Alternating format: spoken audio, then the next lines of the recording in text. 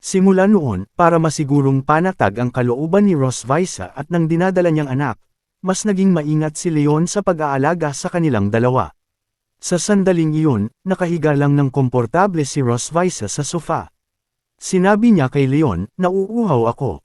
Agad namang lumapit si Leon, dala ang isang basong may lamang tubig at iniabot iyon kay Rosviza. "Heto," sabi niya, "mahirap din ang tiyan ko, nagugutom ako." Kaagad namang bumalik si Leon, may hawak ng plato na may prutas at mga dessert. "Sandali lang," sabi niya. "Masakit ang mga binti ko." Umupo si Leon sa sofa at marahang minasahe ang mga binti ni Rosviza. Lubos na nasiyahan si Rosviza sa paraan ng pagmamasahe ni Leon. Masaya siya habang nakikitang sinusunod nito ang lahat ng kanyang sinasabi. Dati-rati, palagi siyang sinasalungat o pinagtatalunan ni Leon. Ngayon, napangiti siya at lihim na sinabi sa sarili, "Salamat sa batang dinadala ko, nagagawa ko na siyang sumunod sa akin ng kusa." Kahit halatang hindi gaanong ikinatuwa ni Leon ang mga hinihiling ni Rosviza, patuloy pa rin niya itong sinusunod ng walang reklamo. Bahagyang ibinaba ni Rosviza ang kanyang ulo at tiningnan ang kanyang tiyan. Kahit hindi pa ito nakausli, ramdam niya ang bagong buhay na unti-unting lumalaki sa loob niya. May tanong na biglang pumasok sa kanyang isipan. Inilapat niya ang kanyang kamay sa tiyan at marahang hinaplos iyon habang pabulong na nagsalita. "Hindi ko alam kung kanino magmamana ang batang ito kapag ipinanganak na siya." Nang marinig iyon ni Leon, buong kumpiyansa niyang itinuro ang sarili niya. May bahid ng yabang ang kanyang mukha habang sinasabi kay Rosviza, "Siguradong mas kamukha niya ako." Hindi malaman ni Rosviza ang sasabihin sa kakaibang kumpiyansa ni Leon. Tiningnan niya ito ng may halong pangmamaliit at sinabi, "Ha? Dragon Slayer, saan mo nakuha ang ganyang kumpiyansa?" Ipinikit ni Leon ang kanyang mga mata, ibinuka ang kanyang mga braso, at sumagot, "Ang kumpiyansang ibinigay sa akin ni Noah at Muan." Sa kanyang isipan, nakita niya si Noah at Muan na nakangiti habang nakatayo sa harap niya. May isang picture frame sa tabi ng kama ni Rosviza. Ang larawang nasa loob nito ay isang family portrait na kuha sa Sky City, espesyal na ginawa para masigurong maayos ang pagpasok ni Noah sa paaralan. Habang tinitingnan ang larawan, buong kumpiyansang sinabi ni Leon, "Pareho sila ng kulay ng buhok ko, di ba? Karamihan ay itim." Ngunit hindi kumbinsido si Rosviza sa punto ni Leon. "Pero may mga buntot sila. Kaya mas kamukha nila ako." Hindi natuwa si Leon sa sinabi ni Rosviza. "Ang orihinal na elemento ni Noah ay kidlat, katulad ko." Sagot ni Rosviza, "Oo, tama ka. Pero may mga buntot sila." Nang marinig ni Leon na paulit-ulit na ginagamit ni Rosviza ang usapin tungkol sa buntot para pabulaanan ang kanyang argumento, wala siyang maisip na panibagong sagot. Totoo naman, minana ni Noah at Muan ang dugo ng Dragon Clan kaya mayroon silang mga buntot. Hindi rin gaanong halata ang kanilang mga katangiang pantao, kaya lalo pang nahirapan si Leon na patunayan ang kanyang punto. Bahagya siyang napakunot-noo habang nakatingin kay Rosviza. Sa kanyang isipan, tahimik niyang sinabi, "Ang buntot ang pinakahalatang pagkakaiba ng tao at dragon. Kahit anong ebidensya ang iharap ko, hinding-hindi ko siya matatalo." Dahil sa pananahimik ni Leon, labis na nasiyahan si Rosviza. Nagpakita siya ng puno ng pag-asang ekspresyon at marahang hinaplos ang kanyang buntot. Sa sandaling iyon, humarap si Leon kay Rosviza. Mariin niyang tinitigan ang kanyang tiyan at nanatiling tahimik. Para bang may bigla siyang naisip. Dahil sa kakaibang kilos ni Leon, bahagyang nagtaka si Rosviza. Tinanong niya ito, "Anong problema? May iba ka pa bang ipambabati ko?" Bigla namang yumuko si Leon at inilapit ang sarili sa tiyan ni Rosviza. Inabot niya ang kanyang kamay at marahang hinaplos ang tiyan nito, sa kapabulong na kinausap ang batang nasa loob. "Baby, hindi ka pwedeng magkaroon ng buntot kapag ipinanganak ka na. Narinig mo ba?" Nang marinig iyon, labis na nagalit si Rosviza. Mabilis siyang damapo kay Leon at itinaas ang kanyang mga kamay para malakas na hampasin ang ulo nito. Pinipigilan siyang magsalita pa sa kanyang tiyan. "Ano bang sinasabi mo sa batang nasa loob ko?" Hindi rin nagpaawat si Leon. Inabot niya ang kanyang kamay at hinayla ang pisngi ni Rosviza, sabay sigaw sa sakit. "Aray, baby, tingnan mo, sinasaktan ako ni mama. Huwag mo siyang tularan." Matapos ang matagal na pagtatalo nila ni Rosviza, Sa wakas ay nakalabas din si Leon ng kanyang silid. Sa sandaling iyon, bigla niyang naisip na may isa pa siyang kailangang gawin. Mabilis siyang tumakbo patungo sa aklatan ng Silver Dragon Castle at naghanap ng ilang libro sa mga estan. Pagkatapos, dinala niya ang mga ito pabalik sa kanyang silid. Maraming aklat na may makukulay na pabalat ang nakasalansan sa ibabaw ng kanyang kama. Kasama rito ang Lolo Bon's Little Dragon Encyclopedia, mga gabay at paalala sa panahon ng pagbubuntis, at iba pa. Halatang lahat ng librong ito ay may kinalaman sa pagbubuntis. Maingat na binasa ni Leon ang isang aklat na may pamagat na Prenatal Tips, Give Your Little Dragon a Head Start. Habang nagbabasa, mahina siyang nagsalita sa sarili. Noong ipinagbubuntis ni Rosvisa ang una niyang anak, wala pa ako sa ulirat. Ginamit niya ang paraan ng pag-aalaga ng Dragon Clan mula simula hanggang dulo. Kaya normal lang na mas dragon ang itsura ng anak na ipinanganak niya. Pero paano kaya mapapalabas na mas tao ang pangalawang anak na nasa tiyan niya ngayon? Medyo mahirap ang tanong na iyon para kay Leon. Pagkatapos ng lahat, parehong may katangiang dragon sina Noah at Nguyen. Kung gusto niyang maneglaban kay Rosvisa, kailangan niyang makahanap ng paraan para ang batang nasa tiyan nito ay magkaroon ng malinaw na katangiang pantao. Itinakip niya ang librong hawak sa kanyang mukha at nagsimulang mag-isip ng seryoso ng solusyon.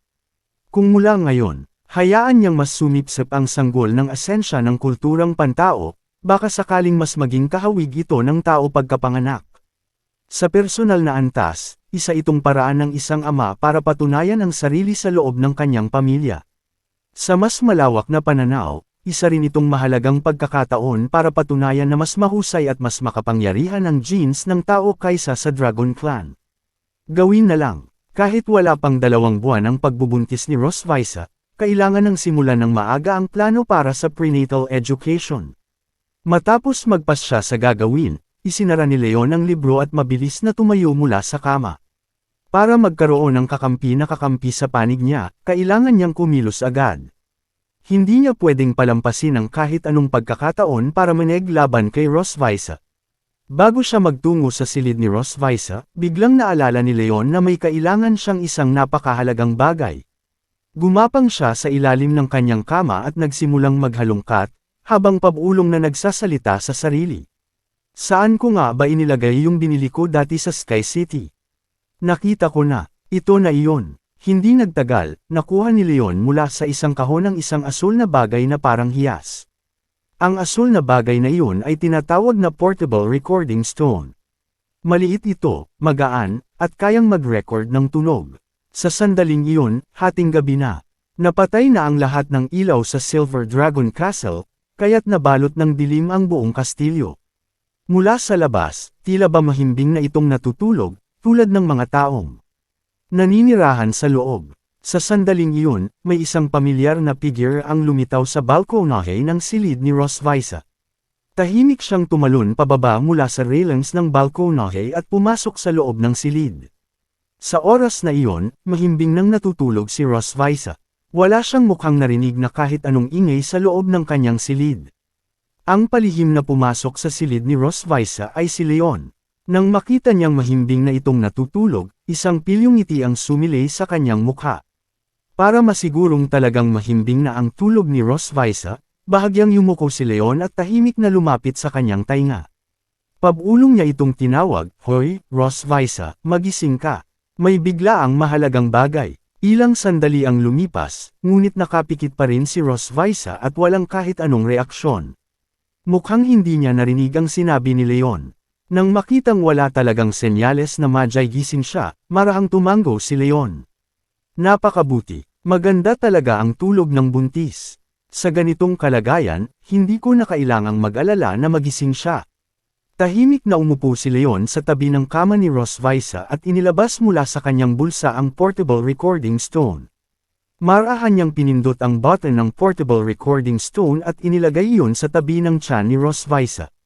Maya-maya, nagsimulang tumugtog ang audio mula sa portable recording stone. Noong unang panahon, sa malayong kanlurang kontinente, isinilang ang isang matalino at matapang na lahi. Tinawag nila ang kanilang sarili na mga tao. Sa katunayan, para masipsip ng batang nasa tiyan ni Rosviza ang mas maraming kaalaman tungkol sa kulturang pantao, maaga pa lang ay nag-record na si Leon ng mga kwento at kasaysayan ng sangkatauhan sa kanyang silid gamit ang portable recording stone. Dahil madali itong dalhin at pwedeng hinaan ang tunog, hindi niya kailangang mag-alala na mapansin ito ni Rosviza habang natutulog. Sa ganitong paraan, balak niyang dahan daw ang impluwensyahan ang batang hindi pa isinisilang. Habang nakikinig sa tumutugtog na audio, pabulong na sinabi ni Leon sa tiyan ni Rosviza, "Baby, ang mga tao ang unang lahi sa mundong ito. Dapat mas kamukha mo ang isang tao paglaki mo." Unti-unting lumipas ang oras. Makalipas ang ilang oras, tahimik nang lumubog ang buwan sa itaas ng Silver Dragon Castle at dahan daw ang sumikat ang araw sa kalangitan. Unti-unting naglaho ang may itim na ulap, at lumitaw ang maliwanag na bughaw na langit. Tahimik na pumasok ang sikat ng araw sa silid ni Rosviza, unti-unting nagbibigay liwanag sa buong kwarto. Patuloy pa ring tumutugtog ang portable recording stone. Ang sangkatauhan ay isang dakilang lahi, isang matapang na lahi. Sila ay matatag, hindi sila sumusuko, at palagi silang lalaban para sa mas magandang bukas. Hindi nagtagal, natapos na ring tumugtog ang lahat ng audio na inirecord ni Leon. Maliban sa paminsan-minsang paggalaw o pagbulong habang natutulog, walang kahit anong senyales si Rosviza na madyay gising siya sa buong magdamag. Hindi rin niya narinig ang tunog ng portable recording stone. Mahimbing pa rin ang kanyang tulog. Lubos na nasiyahan si Leon nang makita kung gaano katahimik ang kanyang pagtulog. Hindi niya inasahan na magiging ganito kakinis ang pagpapatupad ng plano. Marahan niyang kinuha ang portable recording stone at tahimik na sinabi sa sarili, talagang maganda ang kalidad ng pagre-record ng batong ito. Sa susunod, maaari pa akong mag-record ng mas maraming libro para pakinggan ng baby." Gayunpaman, wala pa sa balak ni Leon na umalis agad sa silid ni Rosviza. Matapos ilagay ang recording stone sa kanyang bulsa, ipinatong niya ang isang kamay sa kanyang dibdib at inihampas-hampas sa ere ang isa pa, na parabang nasa entablado. Pumikit siya at tumayo sa tabi ng kama ni Rosviza, buong damdaming nagsimulang bumigkas ng tula. "Ngayon naman, si Papa ay gagawa ng tula para sayo." Ang pamagat ng tulang ito ay ang kadakilaan ng sangkatauhan. Higit pa sa mga salita, kahit walang kahit anong reaksyon si Rosviza, tila hindi na matiis ng batang nasa kanyang tiyan ang patuloy na ginagawa ni Leon. Sangkatauhan, ikaw ay tunay na dakila." Ang maningning na araw ay sumisikat sa silangan, ang liwanag nito'y gumigising sa mga pusong matatag at matatapang. Maaga nang nagising si Rosviza. Gaya ng nakasanayan, nagpalit siya ng damit mula sa kanyang pantulog at sinuot ang karaniwang kasuotan, saka naglakad patungo sa kainan para mag-almusal. Ngunit hindi maganda ang kanyang itsura, tila ba hindi siya nakatulog ng maayos kagabi. Tinutusok-tusok niya ang salad sa kanyang plato gamit ang tinidor habang marahang hinihimas ang kanyang ulo. "Kagabi, kagabi. Ano ba ang nangyari kagabi?" Nang marinig ni Leon ang sinabi ni Rosviza, bigla siyang kinabahan. Marahan niyang inuga ang kutsilyo at tinidor na hawak niya at tumingin sa ibang direksyon para itago ang kanyang kaba. Tahimik niyang sinabi sa sarili, "Kaninang umaga, bago magising si Rosviza, umakyat na ulit ako sa balkonahe pabalik sa sarili kong silid." Hindi naman niya siguro napansin, di ba? Kinabahan siya sa posibilidad na baka napansin ni Rosviza na pumasok siya sa silid nito kagabi. Ikinwento ni Rosviza kay Leon ang masamang panaginip na napanaginipan niya kagabi. "Nanaginip ako, napanaginipan kong naging tao raw ako, at pinupuri ko pa ang kadakilaan ng sangkatauhan. Nakakatakot talaga." Ibinalik niya sa mesa ang tinidor na hawak niya at tinakpan ang bibig gamit ang kanyang kamay. Sukang-suka siya sa panaginip na iyon, na parabang gusto niyang isuka ang kinain niya. Nang marinig iyon ni Leon, napatameme siya sandali. Hindi niya inasahan na magkakaroon ng ganitong epekto ang planong isinagawa niya kagabi kay Rosviza. Pinag-krus ni Rosviza ang kanyang mga kamay at inilapat sa dibdib parang nagdarasal. Ipinihit niya ang kanyang mga mata at same time na nanalangin. "Dragon God, pakiusap, basbasan mo ako."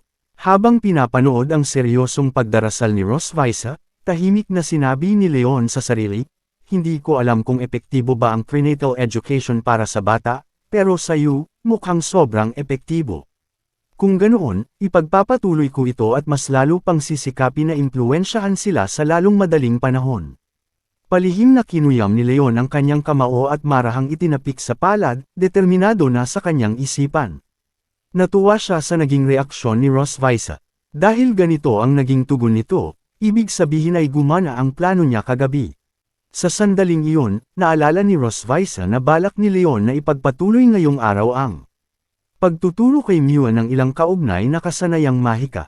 Kinuha niya ang tinidor at bahagyang inuga ito, saka tinanong si Leon, ano ang balak mong ituro kay Miwan ngayon? Medyo nahiya si Leon sa tanong na iyon.